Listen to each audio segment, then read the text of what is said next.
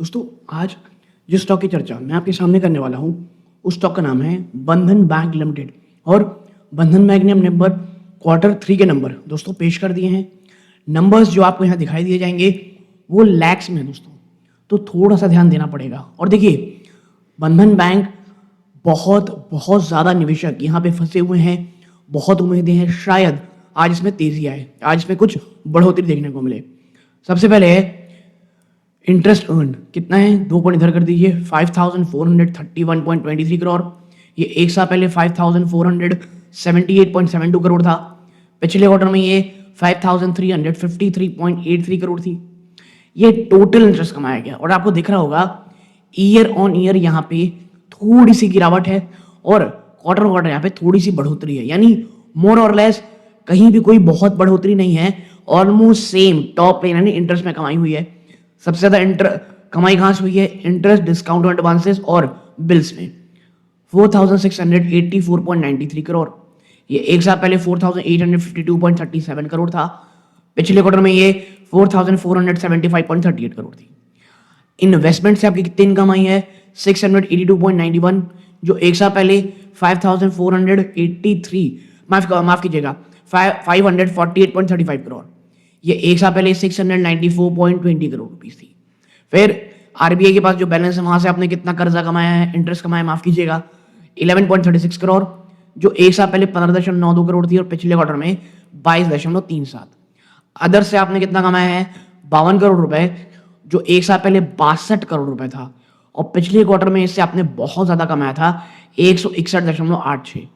Plus other income इसमें अगर आप जोड़ दोगे 691 करोड़, जो एक साल पहले ना 1111 करोड़ था। तो अदर इनकम में बड़ी भयंकर गिरावट है year on year. Quarter quarter आप देखेंगे तो यहाँ पे जंप है और टोटल इनकम आपकी आती है 6122.24 करोड़, जो एक साल पहले 6590 करोड़ थी और पिछले क्वार्टर में 5900 करोड़ रुपीस 0.27 करोड़ रुपीस थी। तो देखो, इनकम में ना ये जो ईयर ऑन ईयर आप देखेंगे तो गिरावट है। और देखो, बाजार इस बात को समझ रहा है कि बंधन बैंक से कोई हम एक्स्ट्राऑर्डिनरी उम्मीद नहीं कर रहे हैं। प्लस टॉप लाइन में कोई मिरेकल होगा या कोई बहुत भयंकर तेजी होगी ईयर ऑन ईयर, ये भी नहीं है।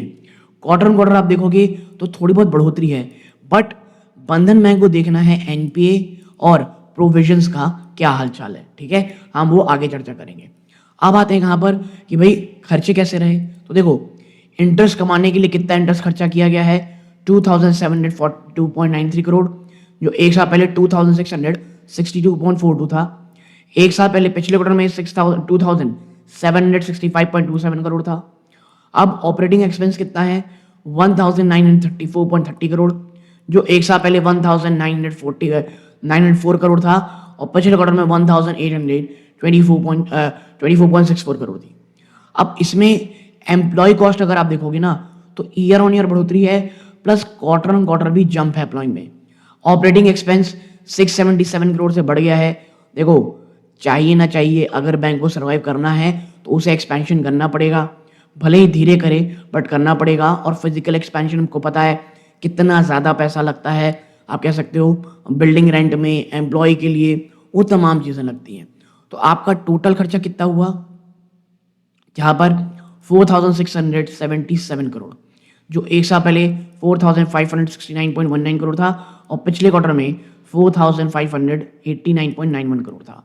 तो आपके ऑपरेटिंग प्रॉफिट क्या है, ऑपरेटिंग प्रॉफिट मतलब भाई साहब इतनी अपनी टोटल इनकम आई और इतना खर्चा हुआ। ठीक है, माफ कीजिएगा, टोटल खर्चा हुआ तो हमारा प्रॉफिट हुआ है 1445 करोड़ रुपीस, जो एक साल पहले 2021.36 करोड़ थी और पिछले क्वार्टर में 1310 करोड़ थी। अब आते हैं प्रॉब्लम में, प्रोविजन और कंटिजेंसी।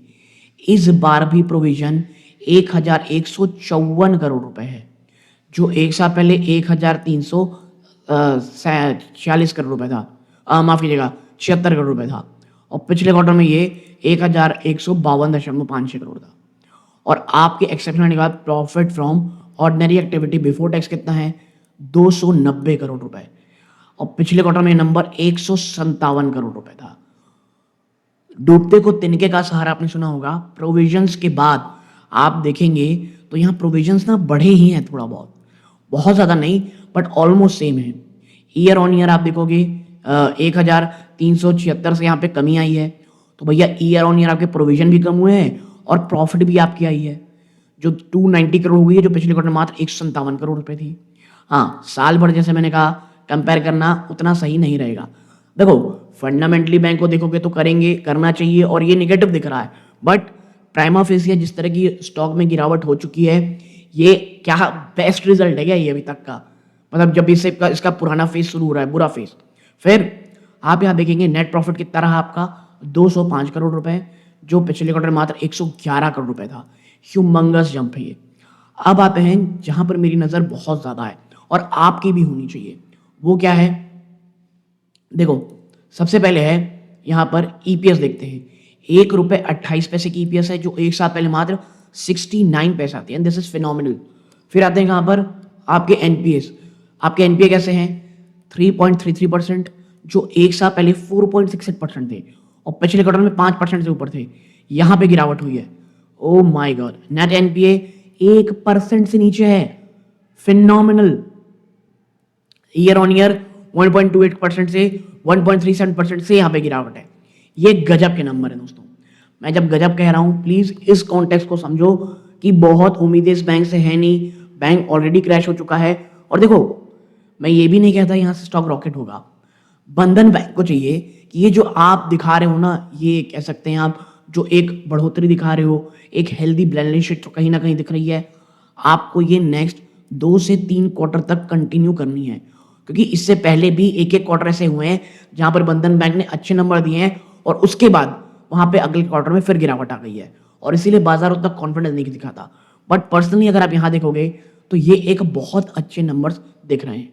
बट अब कहाँ चलते हैं कि भाई सेगमेंट वाइज नंबर कैसे हैं?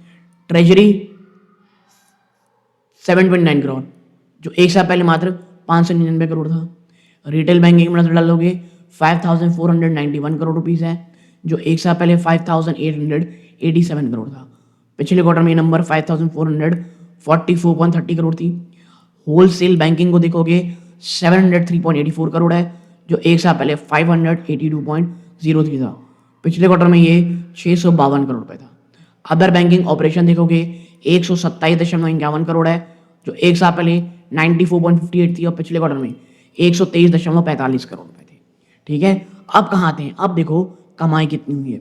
आपने इस बार ट्रेजरी से कमाया है 257 करोड़ रुपए, जो पिछले क्वार्टर में आपने मात्र 151 करोड़ कमाया था। ठीक है, और पिछले क्वार्टर में आपने कमाया था 211 करोड़। ट्रेजरी से इस बार काफी ज्यादा कमाई हुई है दोस्तों। ठीक है, क्या लोन कम बांटे गए हैं क्या? और रिटेल बैंकिंग में आपको अभी भी 37 करोड़ का लॉस है, जो एक साल पहले आपको 353 करोड़ का प्रॉफिट था। पिछले क्वार्टर में आपको ये लॉस 47 करोड़ का था। होलसेल बैंकिंग से आपको इस बार लॉस ऑलमोस्ट 51 करोड़ का हुआ है, जो पिछले क्वार्टर में 64 करोड़ रुपीस का था। तो जैसा मैंने कहा लॉस में कमी साफ साफ देखने को मिल रही है रिटेल और होलसेल दोनों में। अदर बैंकिंग ऑपरेशन से यहाँ पे 121.68 करोड़ कमाया आपने, जो एक साल पहले मात्र 89 करोड़ था। तो ट्रेजरी और होलसेल बैंकिंग ने आपको कमा के दिया है।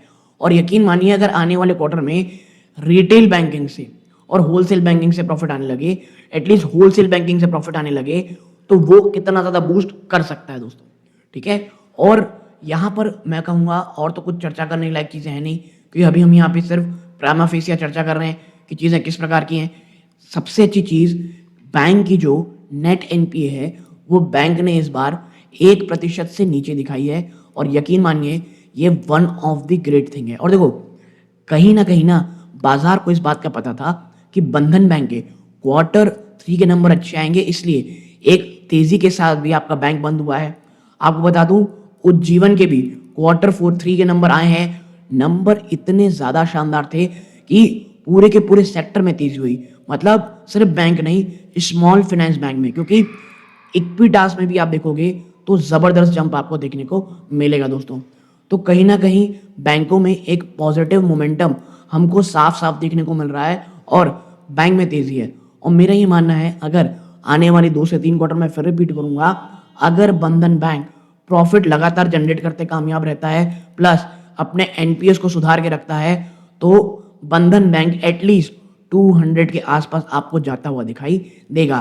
बट अगेन अगर ये हर बार की तरह खाली एक क्वार्टर में सडन चेंज आता है तो बाजार इसे कहीं नहीं देखने वाला। अब देखना यह है क्या बाजार इस रिजल्ट को अच्छा मानेगा और कल आपको यहाँ पे तेजी देखने को मिलेगी या नहीं। आपको रिजल्ट पसंद आया वीडियो को लाइक करके चैनल सब्सक्राइब जरूर कीजिएगा। ये सूर्यकांत है, जय हिंद।